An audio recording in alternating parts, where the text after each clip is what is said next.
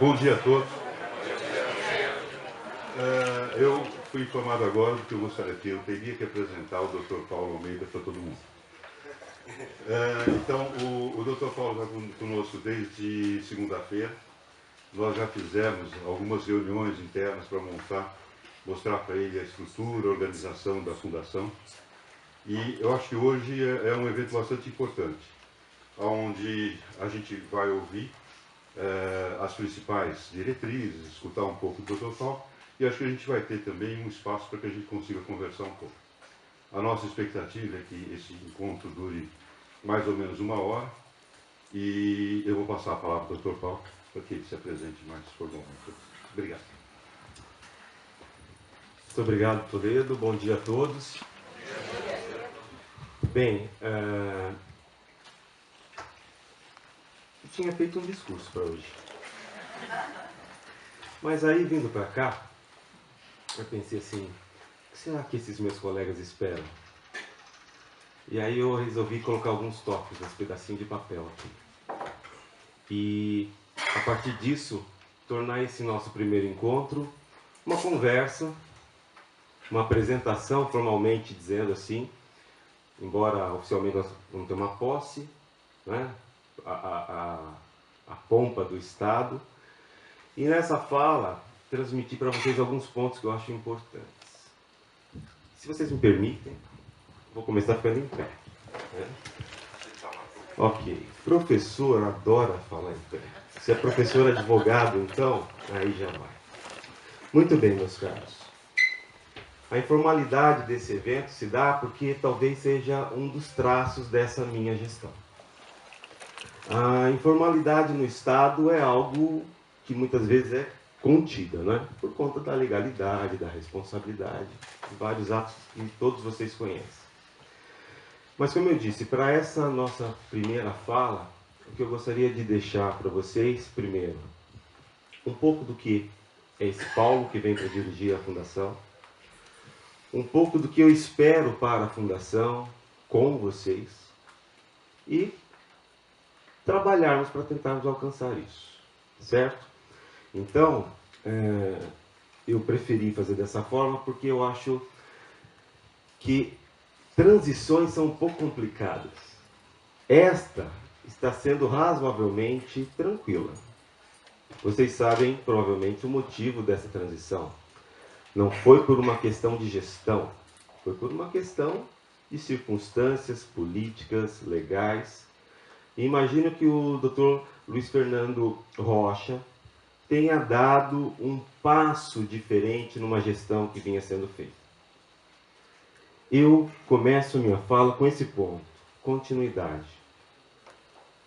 A minha expectativa com vocês é de tornar este trabalho iniciado uma atividade que se desenvolva-se, siga um rumo que, num primeiro momento, já tinha um horizonte, já tinha uma meta. Minha experiência na administração pública é da universidade, sou acadêmico. Então, é muito comum, como vários meus colegas aqui, técnicos, doutores, pós-doutores, né? Bacharéis, formação, né, complementar, enfim, sabem que o planejamento é fundamental. Então, num tempo de transição, com um período razoavelmente curto, o que se espera é isso, ou ruptura ou continuidade. Nesse momento eu penso em continuidade.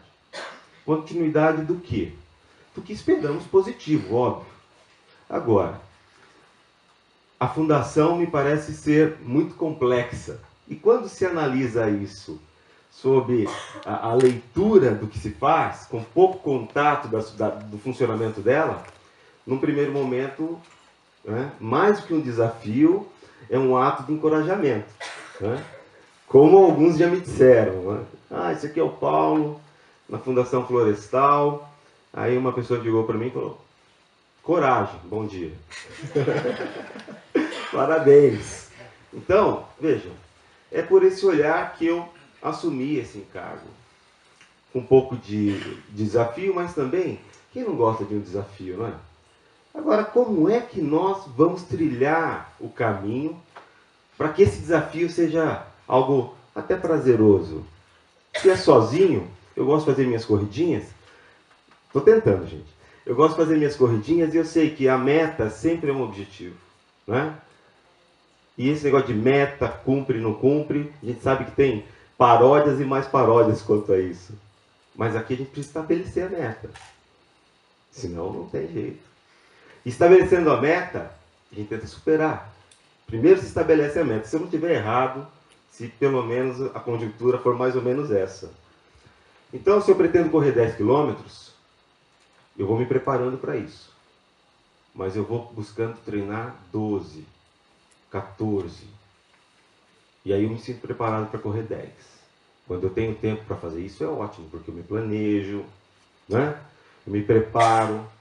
Quando eu não tenho tempo para fazer isso, eu me esforço. Porque eu tenho na minha cabeça, eu tenho uma meta. E eu gosto de cumpri-las. A continuidade que eu digo aqui é essa. Nós podemos rever o caminhar? Sim. Para isso, eu já consegui reunir a diretoria. Agradeço muito a participação de todos. Não vou nominar para não ser injusto com ninguém. A assessoria. E aí veio, óbvio, eu já tinha isso num primeiro momento, uma fala geral com vocês. Vocês fazem isso funcionar. Mas eu precisava conhecer. Daí então, imagino que alguns também estivessem tão ansiosos para este momento como eu estava. Porque sim, eu tinha uma ansiedade para isso. Mas tem um momento, eu preciso conhecer um pouco. E olha, dos 100%, eu acho que eu já estou conhecendo um 0,2%. Mas já saí do zero. Ou não, eu não sei, vocês é que vão dizer.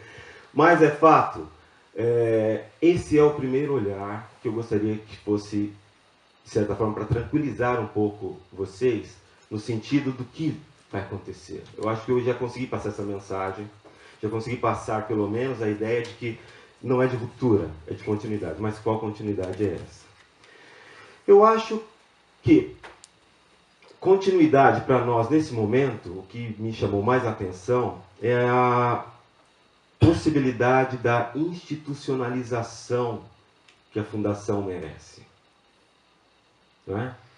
Sem críticas a antecessores, eu desconheço os motivos de gestão, não estudei ainda a fundo, mas é fato que há uma lógica cultural no meio ambiente, não é?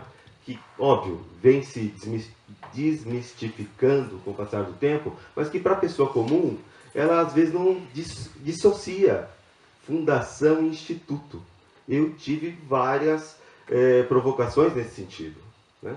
Ah, você vai para o Instituto Florestal? Eu disse, não, é Fundação Florestal. Aí eu costumo dizer o seguinte, apesar de já ter um pouco do histórico dessas relações, eu estou dizendo aqui que um dos pontos que eu pretendo é meio que direcionar um pouco de uma lógica que é a da aproximação, que é exatamente a da proteção irmã. Eu acho que o Instituto Florestal tem um objetivo, a Fundação tem um objetivo. A gente trabalha com um direcionamento próximo, então por que nos distanciarmos? Não é? Eu acho que isso é importante. Nós conseguiremos, como fundação, esta tal institucionalização, um reconhecimento natural por conta desse esforço que a gente está mantendo. Florestal tem o seu peso, mas eu gostaria que num tempo razoável fosse determinado a ideia de que a Fundação Florestal tem o seu espaço, com todo respeito. Eu acho que nós merecemos isso pelo trabalho que nós temos aqui. Isso só vai ao encontro de maior diálogo, não é? De coincidência de interesses, de objetivos. Cada um com seus problemas, contudo, dentro da possibilidade nos permitindo colaborar. O objetivo deve ser comum. E isso eu digo porque diálogo é a parte fundamental desse processo. Não existe como, né, hoje, me parece que na gestão, evoluirmos num pensamento de aproximação com outros órgãos, de institucionalização e fortificação do nosso, sem diálogo. E o diálogo começa dentro de casa. E esse diálogo que começa dentro de casa deve ser respeitoso, é isso que eu espero. Deve ser cordial, é isso que eu faço. Deve ser responsável, é isso que eu pretendo. Deve ser ético por formação, é assim que eu sou. Então, o que a gente tem aí, na verdade, é uma possibilidade de uma continuidade com algumas inovações. Não posso garantir nada fora disso. Então, eu não posso garantir. A gente tem demandas pessoais, nós temos demandas que envolvem recursos, demandas que envolvem organização. É complexo o sistema, vocês sabem muito melhor do que eu. Respeito muito a boa vontade, acredito que ela seja a mãe das nossas ações, a boa fé enquanto princípio, e é a partir disso que os diálogos estão abertos, mas nós precisamos pensar como realizar esses objetivos, certo? Essa é uma mensagem que eu gostaria de deixar, primeiro para tranquilizá-los, mas também para deixar o meu recado. Né? A gente tem como organizar e desenvolver a gestão? Sim. E isso vai ser feito na medida que a gente conheça bem quais são os nossos potenciais, mas principalmente quais são as nossas competências. Nós temos uma equipe razoável, nós somos jovens, né? Em todos os aspectos. Quem trabalha com o meio ambiente que não pensa assim tem algum problema. Porque, né, se tem um pouco mais de experiência de vida, pensa no ambiente para o próximo. Se está vivenciando isso, pensa no ambiente para si. E se nós temos um órgão que trabalha para essa conservação, para a preservação, diante dos elementos que a estrutura do Estado nos oferece, estamos aqui, ora, é para que deixemos aqui também uma mensagem, um trabalho que nos honre. É isso que eu espero dessa gestão. Desafios são muitos. Acredito que ninguém senta nessa cadeira do diretor executivo, né, com toda a tranquilidade do mundo. Não é isso? A gente sempre tem um olhar de muito cuidado e de responsabilidade. Mas é o que eu sempre digo para quem me circunda. Sou pessoa de bem, venho para trabalhar com responsabilidade, quero sair daqui tão bem quanto entrei, pela mesma porta, com o mesmo olhar de acolhida que eu recebi. Foi muito legal. Né? Me acolheram muito bem, não poderia ser diferente, mas tem toda uma expectativa. E aí agradeço. E aqui, né, realmente eu vou deixar para o meu trio de ferro ali um agradecimento especial, diretoria, assessoria, que me receberam muito bem, vocês fazendo isso, lotando esse auditório para essa conversa. Eu imagino que nós estamos começando com o pé direito. E essa é a minha expectativa. Bem, para tentarmos criar e desenvolvermos esse projeto, acho que sem um pouco de consciência dos recursos que nós temos, fica mais difícil. Então, a otimização de recurso é fundamental. Isso nos leva à possibilidade de um melhor orçamento, um melhor planejamento. Óbvio que existe uma limitação para essa limitação. A gente tem trabalhado no limite, tem números e dados que demonstram que nós já passamos por situações piores, embora não estejamos numa situação tranquila. De fato, há um conjunto de fatores que vão desde o desenvolvimento do fluxo administrativo até a ponta na execução da proteção de uma unidade de conservação. Desde a necessidade do gestor, monitor, a gerência tem sua demanda. Então a gente pensa nesse fluxo.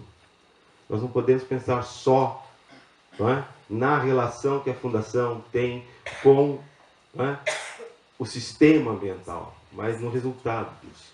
De tal forma que Aqui eu não vou dizer que é um apelo, mas é uma consideração que deve ser feita. Né? Espero que tenhamos esse bom senso. Vamos trabalhar pelo melhor. Seria diferente a minha fala. Não é?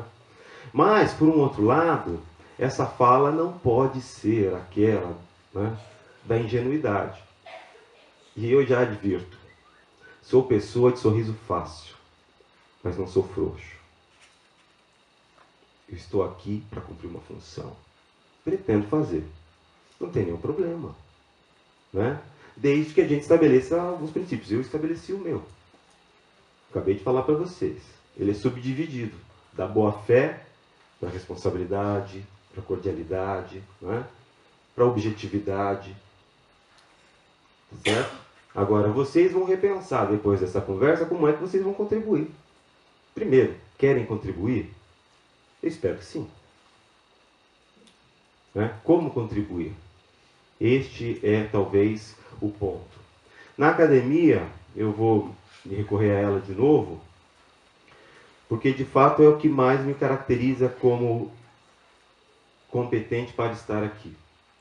Eu desenvolvo trabalho, né, com gestão ambiental, sou professor de direito ambiental, minha formação é do direito, e a título de currículo, isso é público, não é? É muito fácil acessar minha carreira. Mas, mais do que só conhecer, é importante também entender o fluxo disso. Eu sempre trabalhei com a área do direito. Fui advogado de empresa, tive escritório, consultoria. Então, o que leva um sujeito com essa perspectiva a dedicar mais seu tempo na academia? Não é? Não sei, mas não são muitos professores ricos, milionários. Provavelmente não foi bem o capital. Foi alguma coisa diferente. E nesse aspecto da diferença é que veio o meio ambiente. Né? Pegando um pouco da história, para vocês, talvez seja desconhecido, mas é fato. O direito ambiental vem se corporificando na academia. De tal forma que eu peguei um momento de surgimento, ou melhor, de ratificação da estrutura do direito ambiental dentro do direito. Foi inovador também. Era um desafio. Hoje a coisa está um pouco mais tranquila. Né? Tanto que nós temos na Secretaria de Meio Ambiente, a secretária Patrícia Iglesias, que é oriunda do direito. Na Fundação Florestal, um ex-promotor, nós tivemos delegado, não é isso? Quer dizer, o meio jurídico... Você foi feliz? O meio jurídico...